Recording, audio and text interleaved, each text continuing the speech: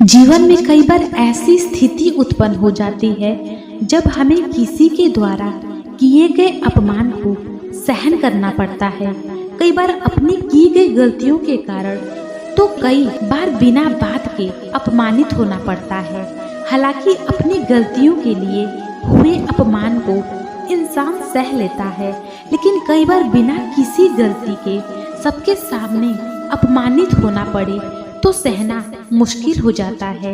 ऐसे में कई लोग तुरंत कि अपने हुए अपमान का उसी भाषा में जवाब देना शुरू कर देते हैं, तो कई लोग चुप होकर बर्दाश्त कर जाते हैं। हालांकि कई लोग ऐसे होते हैं जिन्हें समझ नहीं आता कि इस परिस्थिति में क्या किया जाए। आचार्य चाणक्य ने अपने नीति शास्त्र में अपमान का जवाब देने का तरीका बताए हैं। आचार्य चाणक्य कहते हैं कि जब कोई आपका अपमान करे तो उसे उसकी भाषा में जवाब नहीं देना चाहिए, क्योंकि उसका काम आपको उकसाना है।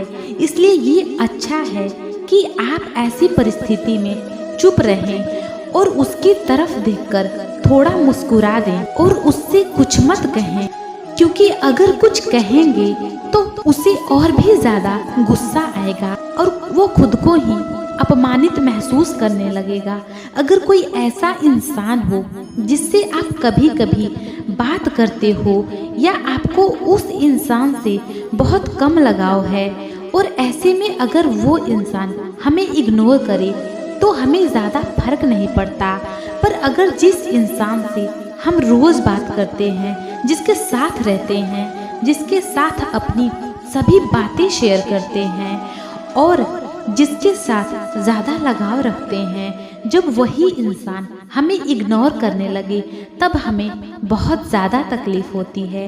हम परेशान और डिप्रेस्ड हो जाते हैं और ऐसे में हमें क्या करना चाहिए समझ में नहीं आता और इसी चक्कर में हमारी लड़ाई भी हो जाती है और कई बार रिश्ता टूट जाता है।